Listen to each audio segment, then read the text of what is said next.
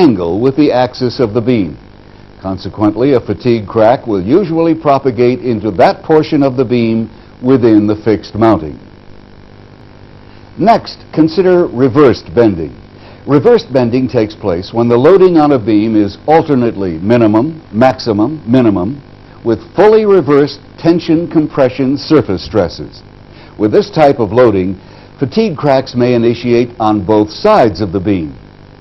In pure reversed bending, the cracks on opposite sides of the beam may not be in the same plane. This causes the final fracture to be some angle other than 90 degrees to the beam axis. If the same load is applied to the beam in both directions, the two fatigue cracks should be symmetrical. The size of the final fracture zone indicates the relative loading of the beam. The fatigue cracks formed under fluctuating load and those formed under reversed load differ in one significant way. With a reversed load, each crack is opened in one half cycle, closed and pressed together during the other half cycle. This open and close action rubs and polishes the high points on opposite sides of the fatigue crack.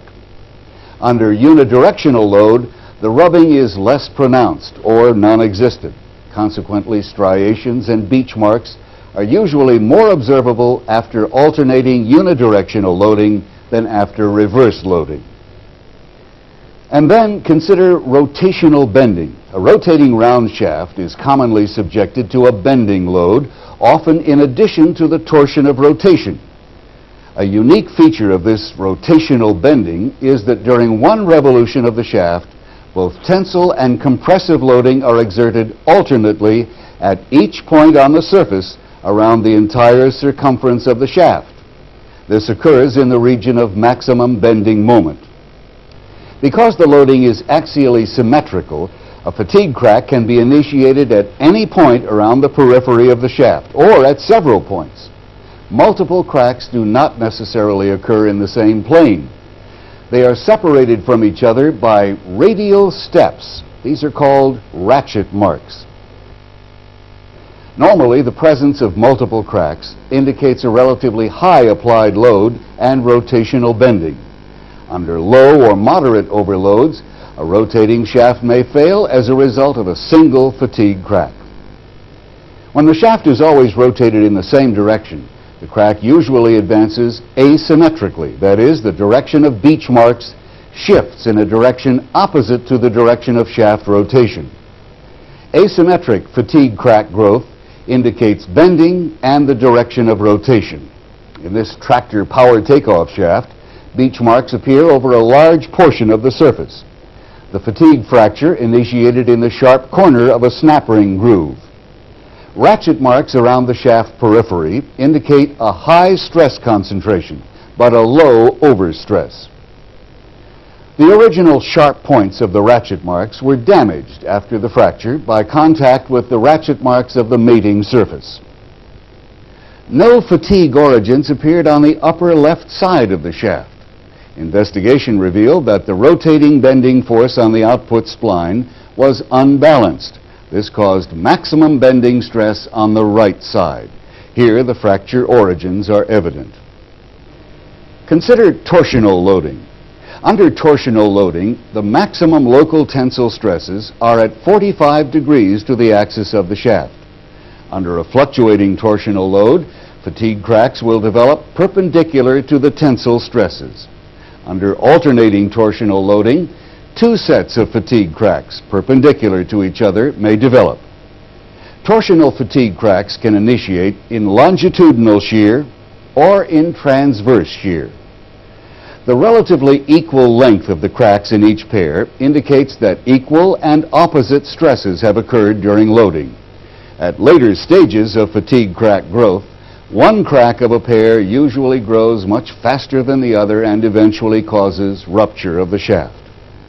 In pure axial loading of a simple uniform beam, the stress is uniform across the cross-section of the beam.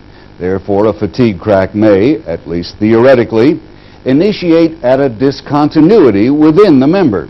However, it usually initiates at the surface. The magnitude of the nominal stress on a cyclically loaded component is often measured by the amount of overstress. Overstress is the amount by which the nominal stress exceeds the fatigue limit or the long life fatigue strength of the material used in the component. Under low overstress, the number of load cycles a component can endure is high. This is called high cycle fatigue. Increasing the magnitude of the nominal stress has the following effects. Fatigue fracture will occur sooner. Initiation of multiple cracks is more likely. The fracture texture is finer. The striation spacing is increased, and the region of final fast fracture is increased in size as the fatigue area is decreased. Very high overstress produces low cycle fatigue fractures. An arbitrary but commonly accepted dividing line between low stress high cycle and high stress low cycle fatigue is considered to be about 100,000 cycles.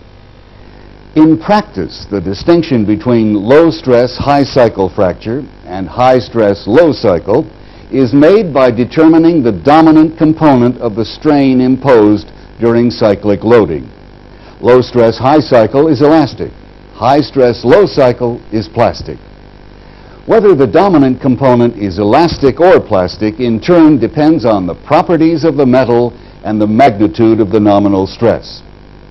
If the nominal stress is high and above the yield strength, gross plastic deformation will occur prior to fracture.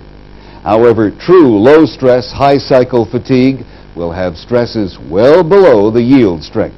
There can be no plastic deformation in the stage 2 fatigue zone. Fracture surfaces. The appearance of fatigue fracture surfaces will be affected by several factors. The severity of the stress concentration, the magnitude of nominal stress, and the type of loading. All sectional discontinuities in many common design features, such as notches, grooves, holes, threads, and keyways, increase the local stress level above the level estimated on the basis of minimum cross-sectional area. In addition to reducing the fatigue strength or fatigue life, increasing the severity of stress concentration has an effect on fatigue crack features. Initiation of multiple cracks is more likely. Beach marks usually become convex toward the points of crack origin. Under rotational bending loading, the beach marks may completely surround the final fracture zone, and combined stress states may be introduced, influencing the direction of crack growth. The appearance of fatigue fracture surfaces is based on certain principles. Number one, as local stress increases in the region of potential crack initiation, the number of active crack nuclei, or initiation sites, also increases. Therefore, at high overstress, or in the presence of severe stress concentration, multiple crack origins will be seen. In most instances, the cracks from these origins will eventually unite to form a single crack front. Before the single crack front is formed, the individual microcracks will be separated by small vertical steps. These are the ratchet marks. At a stress just above the fatigue limit, the minimum stress for fracture, a single origin will occur. The entire fracture will emanate from this point. Principle number two. When no stress concentrations occur at the surface, cracks will propagate more rapidly near the center of a section. Propagation occurs because deformation constraints cause the stresses away from the surface to be triaxial and more severe. However, when a stress concentrating notch is at the surface, the stress near this notch may be more severe than when farther below the surface. Under conditions of severe notching, irregularly shaped crack fronts will sometimes be observed. 3. With an overload slightly more than adequate to cause a fatigue fracture, the region of final fast fracture will be relatively small. Under a much higher applied stress, this region will be relatively large. 4. In a fracture caused by rotational bending, the final fracture region will often be offset in a direction opposite to the rotation. 5. Fracture initiation usually occurs at or near the surface. This is because in most engineering situations, the surface is subjected to the greatest stress. for example in bending or when stress concentrations are present. Subsurface origins have been observed in tension-tension or tension-compression fatigue, in Hertzian stress situations, such as the rolling contact fatigue of bearings, and in bending or torsion of case-hardened parts with no external geometrical stress concentrations. Crack initiation at the corners of drilled holes or at the ends of drilled holes may result from the presence of burrs remaining after machining. Since most cracks originate at the surface of a part, it stands to reason that placing the surface under compressive stress could be beneficial. And this is true. To increase the fatigue strength without increasing the weight of a part, many surface treatments are used to add compressive stresses. Nitriding, carburizing, shot peening, surface rolling, and overstressing, just to name a few. Work hardening and processing operations are used to increase residual stresses. Applied properly, these treatments put the surface in a state of residual compression. Applied improperly, these treatments can have a detrimental effect on fatigue life.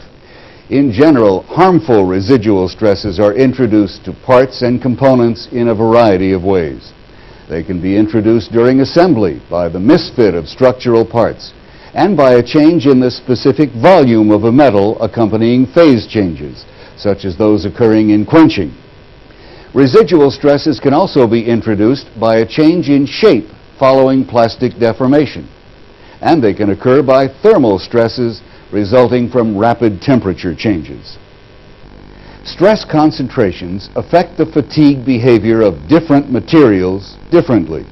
For instance, relatively brittle materials are more susceptible to the effects of stress raisers than ductile materials, and the flow and distribution of stresses change with section size or shape.